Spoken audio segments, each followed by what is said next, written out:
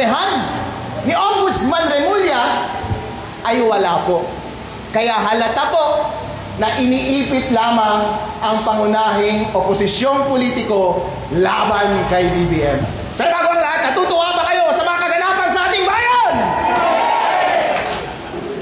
Laksan nyo, natutuwa po ba kayo sa kaganapan sa ating bayan? Ayun po. Ngayong umaga po ay nagbalita na si Ombudsman, the false Messiah, Jesus Christ King Remulla, na nagsampa na sila ng kaso sa Sandigan Bayan ng plunder laban sa ating favorite senator na si Marcoleta. Alright, sino ang favorite yung senator? Alright, lakasan ninyo para daw naman good vibes si senator. Siyempre, nakaka-nervyos ka, aarestoy na siya para mapangiti siya ng konti. Alright, sino ang favorite senator ninyo? Alright, okay, papayag po ba kayo na ma-aresto si Marcoleta? Papayag po ba kayo na ma-aresto si Marcoleta? Hindi po. Mali po na maaresto si Senator Marcoleta dahil wala po siyang ginawang masama. Mali po ba na pamunuan niya ang investigasyon laban sa korupsyon?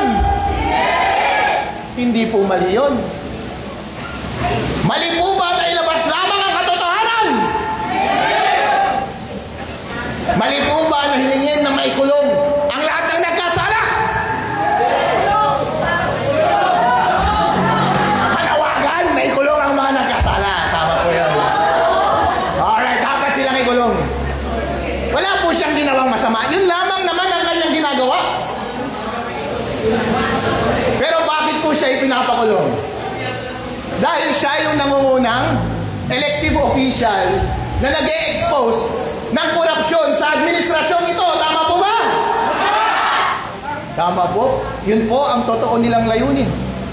Kung titignan po natin yung merits ng plunder, ay wala pong basehan ang ombudsman. Ang gravamen po ng plunder ay by reason of public office. Ang ibig sabihin lang ng plunder, dahil isa kang public official, nagpakayaman ka.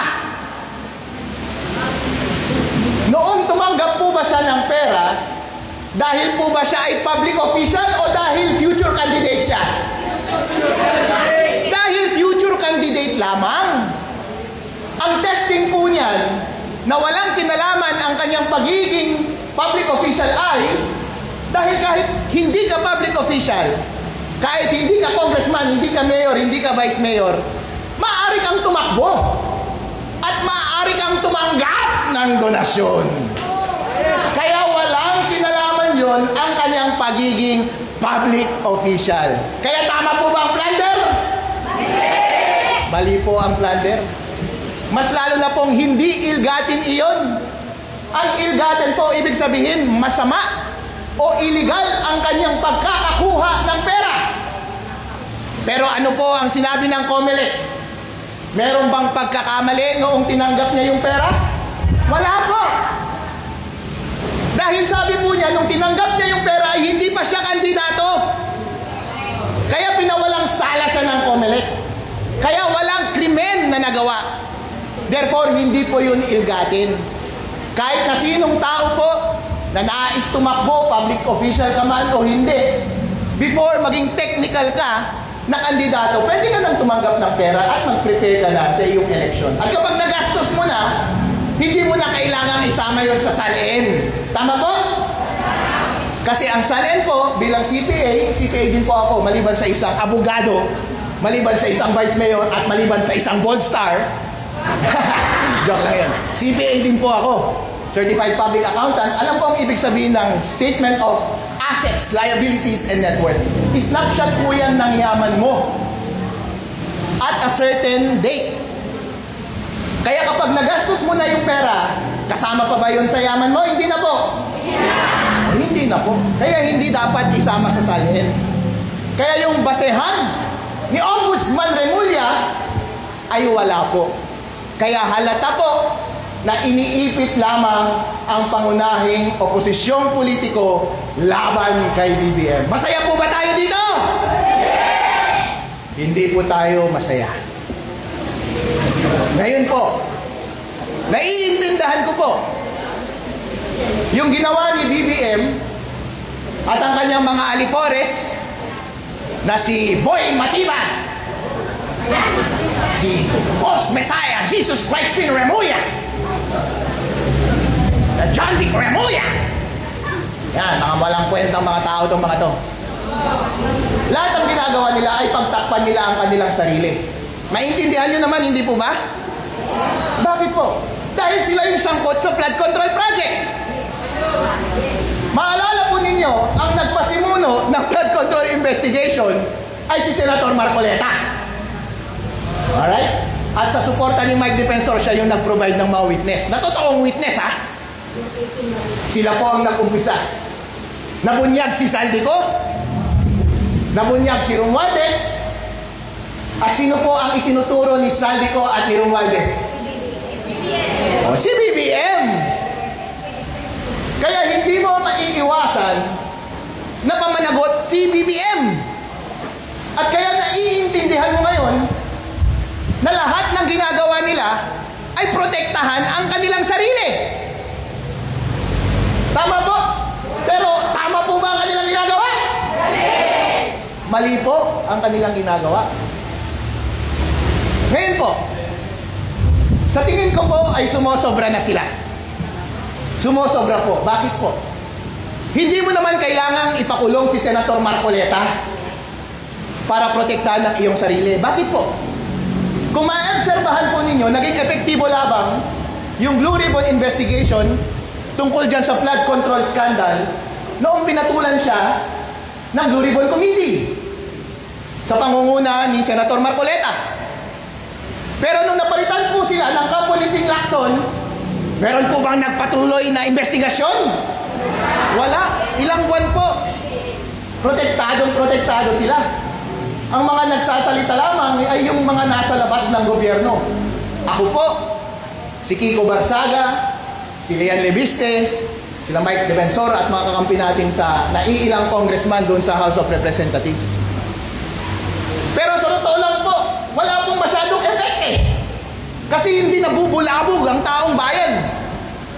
Pero, noong bumalik, sila Marcoleta, sila Senator Alan Peter Cayetano, bumalik po ba ang sigla ng taong bayan tungkol sa flood control investigation?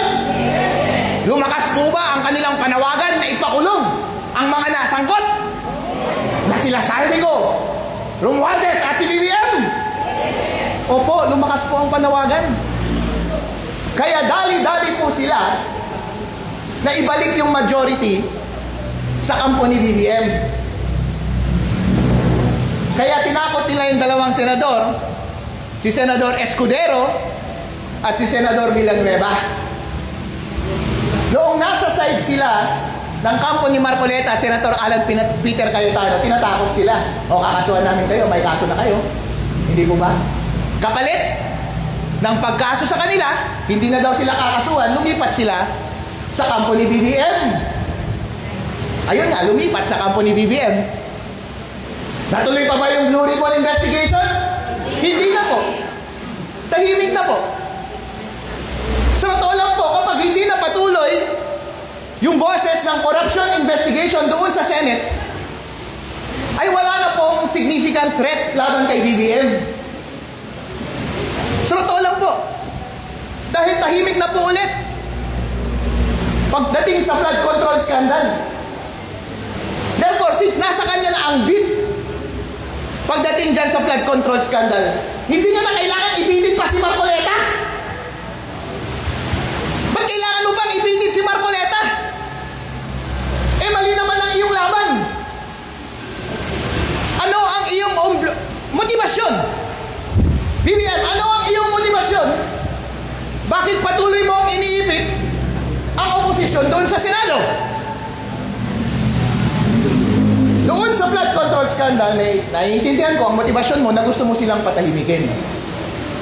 Ngayon, ang naiisip na motivasyon kung bakit mong patahimikin si Senator Marcoleta ay para hindi siya actively makapag-participate doon sa impeachment trial ni VP Sara Duterte. Pero kung kung ang pag-iisipan lang natin ay self-preservation at self-interest ng BBM administration, tama ba? Makatwiran ba ang move na ito? Hindi eh. Bakit po? Hindi naman natatakbo si BBM sa 2028? At pangalawa, hindi niya kampi ang taong bayan pagdating sa impeachment ni VP Sara Duterte. Therefore, kapag wala naman siyang taya sa 2028 at linalabanan niya ang taong bayan, bakit pa rin niyang patuloy na inuusig si Senator Marcoleta at mga oposisyon doon sa impeachment ni VP Sara Duterte? Ang sabi po nila ay dahil mahina si BBM. Timid si BBM. Ako, isa akong Ilocano. Galing akong Isabela. Pareho kaming maitim ni BBM. Sa totoo lang, may affinity ako kay BBM. Dahil pareho kami ng pinanggalingan. Nag-root ako sa kanya para maging successful. Pero kapag ang leader mo ay mahina at push over, tinutulak-tulak lamang siya ng mga influensya sa paligid niya, may tiwala ka pa ba sa kanya? Wala na po. Wala na pong tiwala ang taong bayan kay BBM. Dahil inuuto lamang siya ng mga sinasabi nilang makaprogresibo na mga grupo, mga pinklawan at mga kaliwa. Sila ang nag-iimpluwensya sa kanya, pero wala naman siyang pakinabang. Nagpapadala siya sa kanila. Bakit po? Ina-undermine ng mga makakaliwa, mga pinklawan, si VP Sara Duterte. Dahil gusto nilang maging presidente sa susunod. Pero kung iisipin mo, BBM, mananalo ba sila o hindi? Hindi sila mananalo. Hindi mo sila matanalo. Kapag ikaw, BBM, kag magaling ka na tao at nag-iisip ka, dapat itaya mo na ang lahat, ang future mo at kaligtasan mo after ng term mo. It's either tataya ka kay Sara o tataya ka sa kalaban ni Sara. Kapag tumaya ka sa kalaban ni Sara, ang tanga mo. Dahil matatalo ka.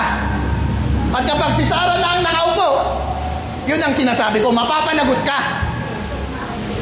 At mapapanagot ang iyong mga kakampi. Bakit po sinabi ko na malakas si Sara? Ako po, first time ko maging public official ngayon.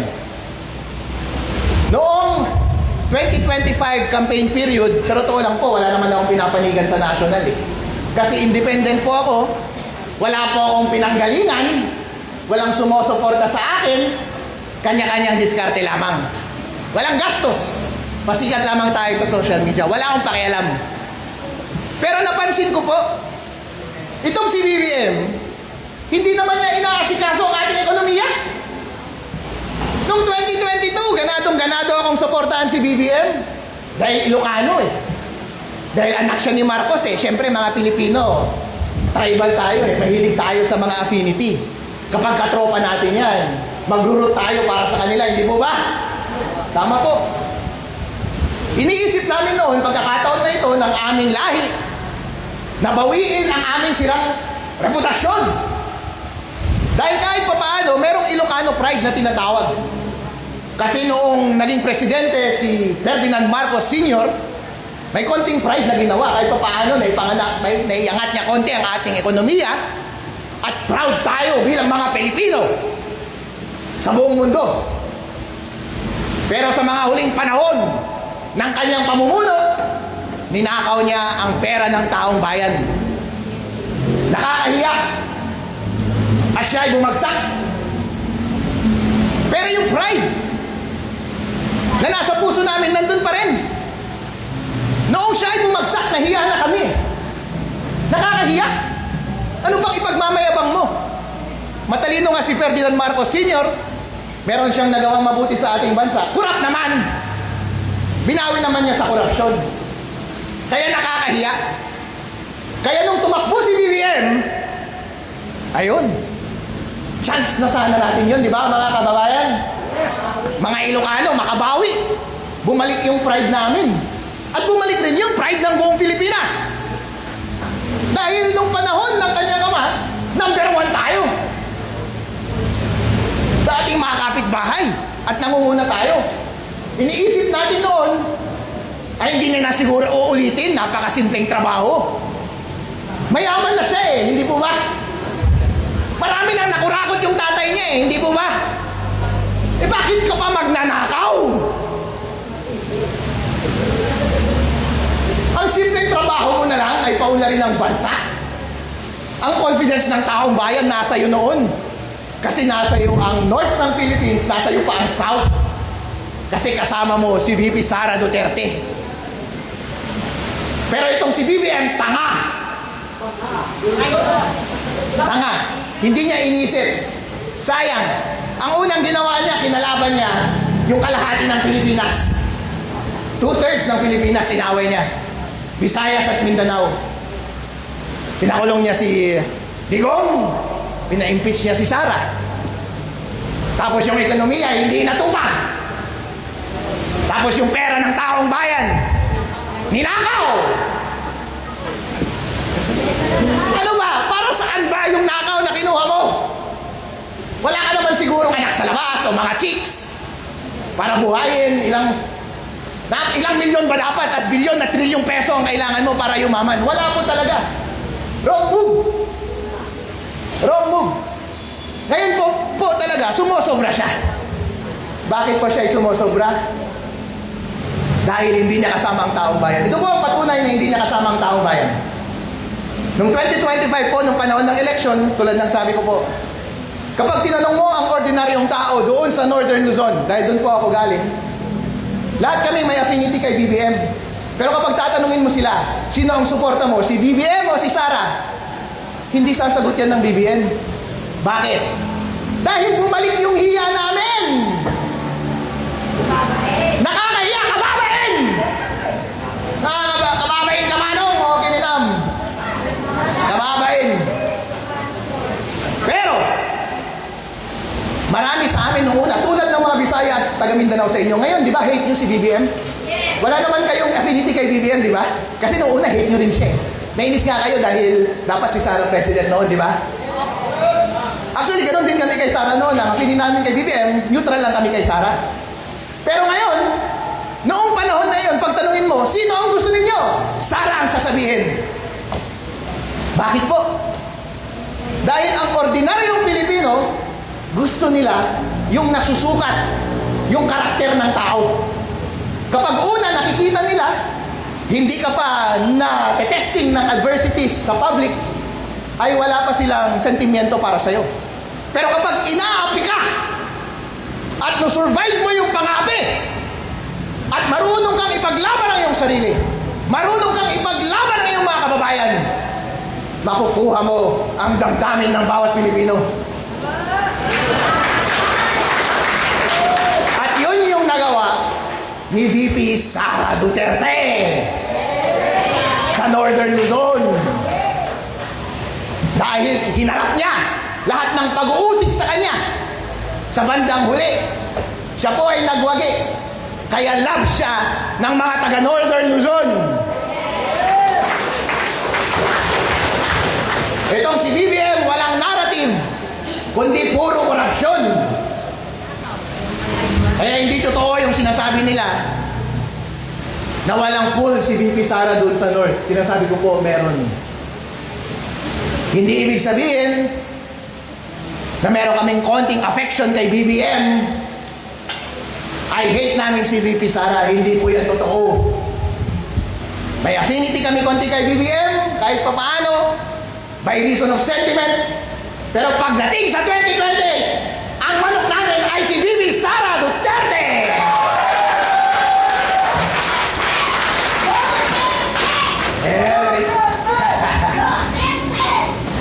Yan po ang totoo.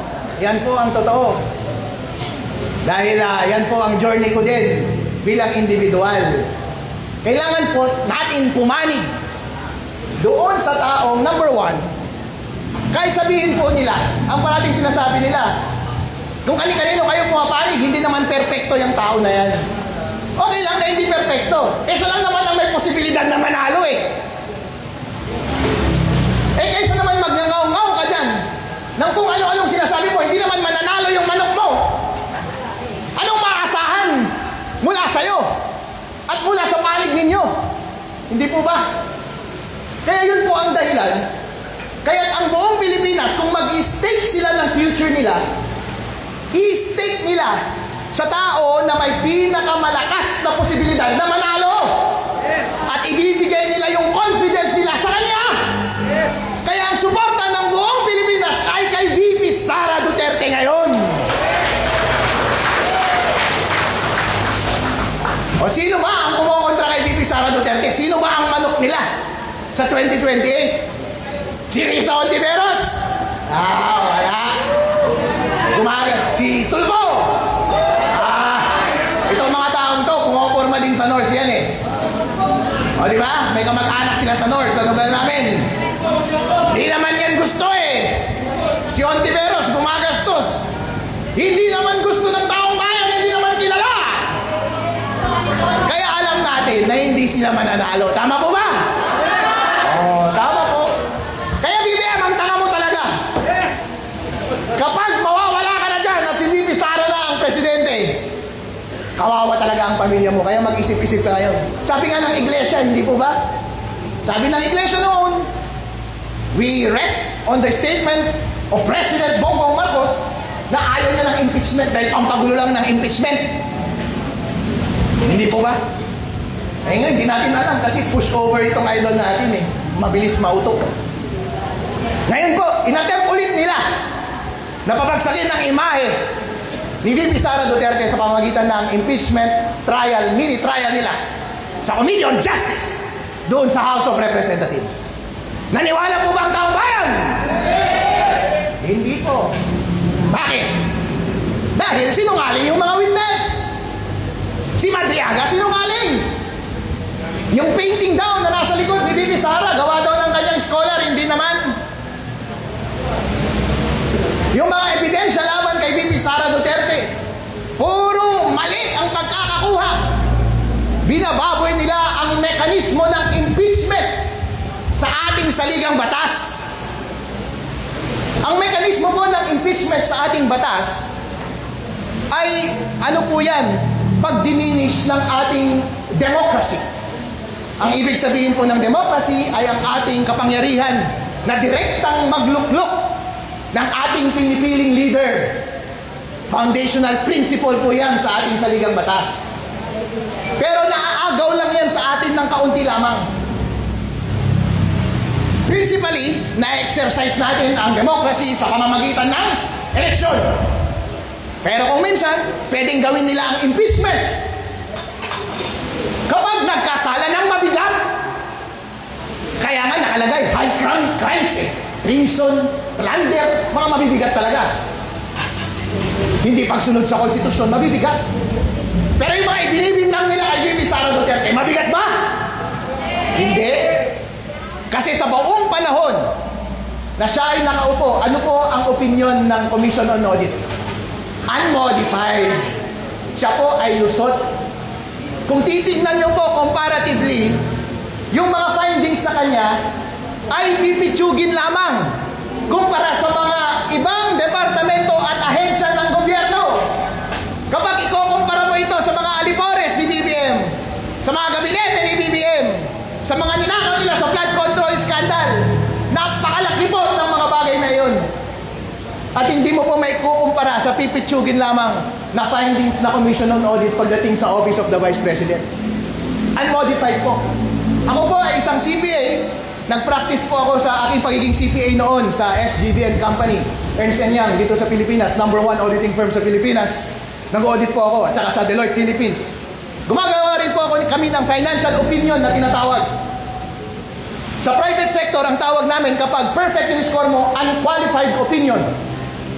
Sa government, kapag perfect yung score mo, ang tawag unmodified opinion. Kaya yung score po ni Office of the Vice President VP Sara Duterte, perfect pagdating sa Commission on Audit. ganyan ay normal lamang. Kahit ako po, nag-audit ako noon, meron talagang mga findings. Bakit po kulang ng documentation? Di ba? Maliit na pagkukulang. Kulang ng documentation, hindi naman tao kasi tao yung gumagawa eh. Tao lang tayo, nagkakamali namin. Isang tao yung gumagawa. Kahit kayo po, hindi perfecto. May mga konting pagkakamali. Pero ang bottom line yan is, kapag hindi niya naapektuhan materially yung financial statements.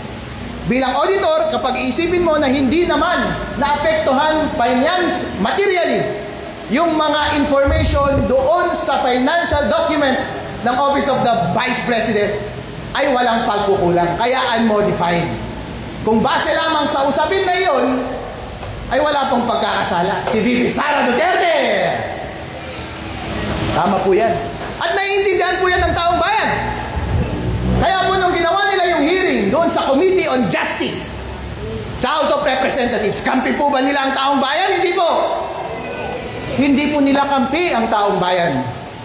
Hindi nila kampi ang taong bayan. Bakit? Napapansin niyo po yan sa mga senador. Alam nila na ang taong bayan ay against impeachment at pro-Sara. Lumabas na rin po yan sa mga survey.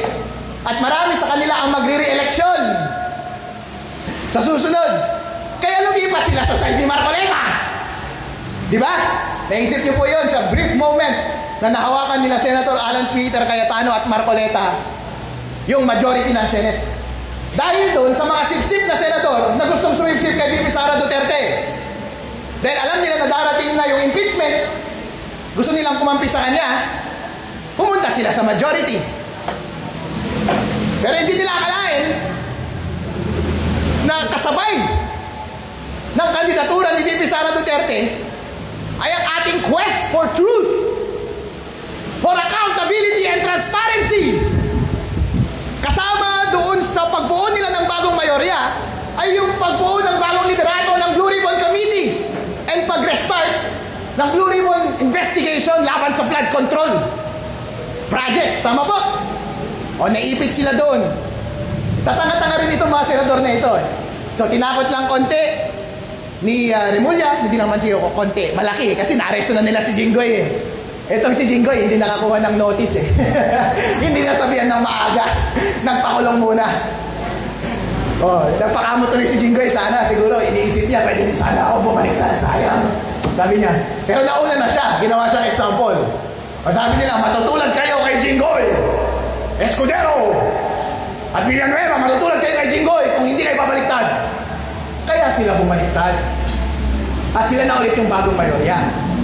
Kaya tahimik na ulit ngayon yung Blue Ribbon investigation at lahat ng pagkisiwalat patungkol sa flood control scandal. Pero ano po ang ibig sabihin ng kanilang unang paglipat noon ng mga events na ito? Ano po ang ibig sabihin? Pagdating sa pulso ng mga miyembro ng Senado. Ang ibig sabihin po nito ay sa loob nila, pro-VP Sara sila. Tama po ba? Ayaw lang nilang makulong. Kasi involved din sila doon sa flood control project. Kaya dito sa huling laban natin, sa impeachment ni VP Sara Duterte, dito sa Senate, malaki ang aking tiwala, nalalabas din ang totoong sentimiento ng mga senador na ito, na hindi nila marireach yung 16. Kasi hindi naman sila ipit pagdating sa flood control scandal. Nung una, ipit kasi sila kasi they gave way for the leadership change doon sa Blue Ribbon Committee. Ngayon, pagdating sa pagboto kay VP Sara Duterte, feeling ko, hindi nila makukuha yung 16. Dahil marami sila ang sisipsip. Marami sa kanila ang sisipsip. Para sa line up ulit ni VP Sara Duterte para tumakbo sa 2020. Dahil si VP Sara Duterte ang mananalo sa 2028. Ngayon po, ano po ang pwede nilang gawin? Kapag magpatuloy ang katangahan ni BBM, dahil sa totoo lang po, pwede ba nating isuko na yung flood control scandal investigation ng konti? Hindi, kalariyan po, maging rational po tayo. Kasi po, hindi na natin hawak yung mayorya. Tama? Kahit ano pang pagsisigaw natin dito, hindi natin makukuha yung mayorya kasi naipit na sila, na-test na sila eh. Therefore, hindi na mag-uumpisa ulit yung Blue Ribbon investigation sa flood control. Kung tayo lang ang masusunod, edi pagpatuloy natin yung flood control scandal investigation. Tama po? Oh. Pero wag natin masyadong ipilit kung wala na talagang pag-asa dun sa Senate. Magsalita na lang tayo dito sa labas. Ngayon po, itong si BBM, safe na sana siya eh. Safe ka na, BBM. Kahit explicitly sa labas, lumalaban kami sa'yo, kontrolado mo na yung Senate eh, ang buong legislative eh. Wala na sanang kokontra sa'yo, wala na magpapahamak sa'yo, hindi na nila iimbitahan si Saldico, si Romualdez, at saka yung mga 18 Marines, hindi ka na mapapahamak. Pero wag mo naman sanang i-push pa hanggang kay VP Sara Duterte dahil wala kang pakinabang dyan. Ang tanga mo talaga. Bakit po? Matatalo po ang impeachment laban kay VP Sara Duterte. Na-testing na po niyan noong 2025 campaign. Na-testing na po yan doon sa Committee on Justice. Kinagat ba ng taong bayan? Hindi po kinagat ng taong bayan. Ngayong impeachment trial doon sa Senate, meron ba silang bago na isasalang? Wala! Wala naman. So bakit sa tingin ninyo, sa pangatlong pagkakataon ay mababago nyo ba ang isip ng taong bayan?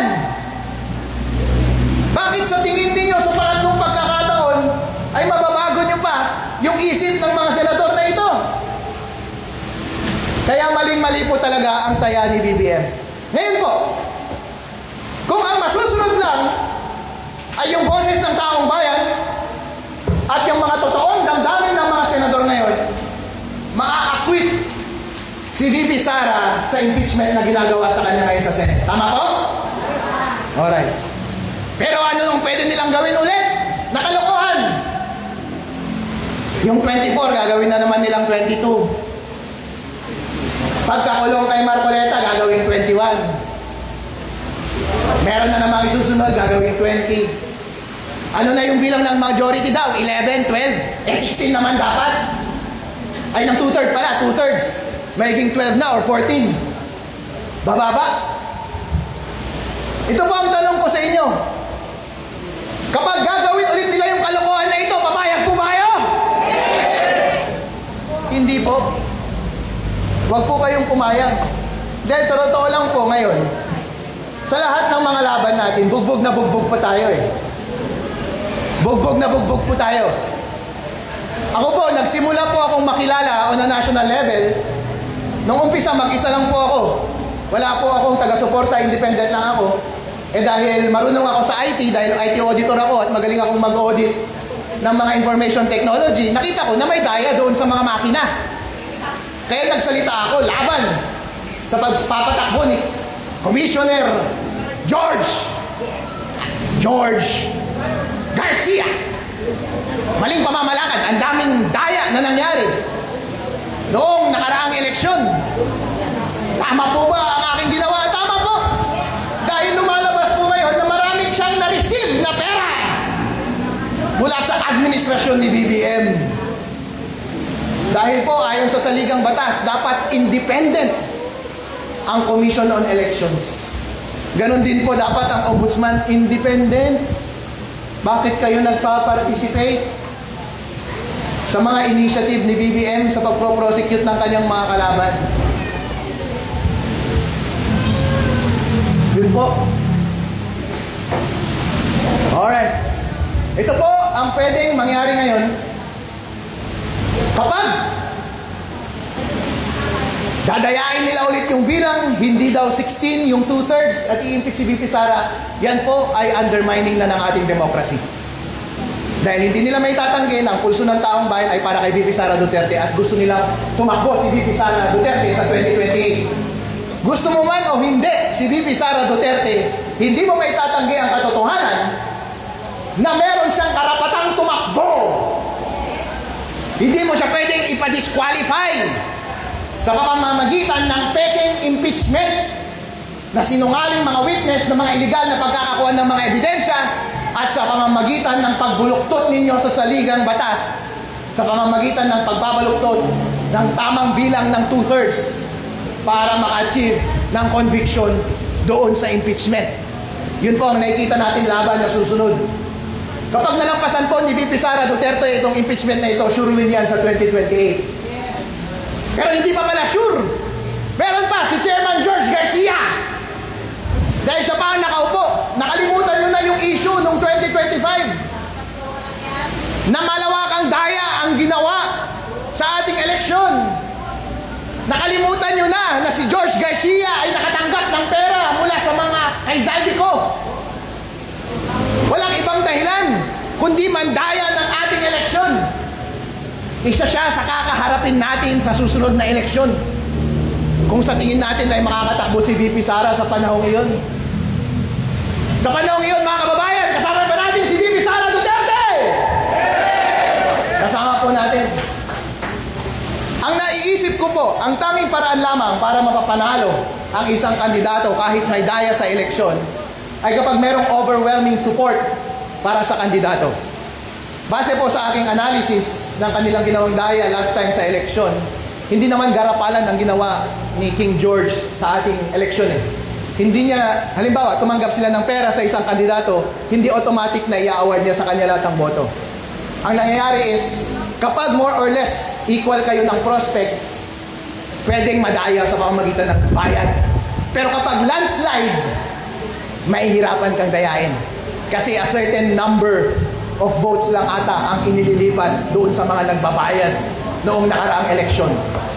Kung maalala niyo po, ganun ang nangyari kay Digong noong 2026. Dahil may daya rin po ang COMELEC noon. Na-impeach niya yung commissioner ng COMELEC noon eh. Si BBM nadaya noon sa Vice President, hindi ba?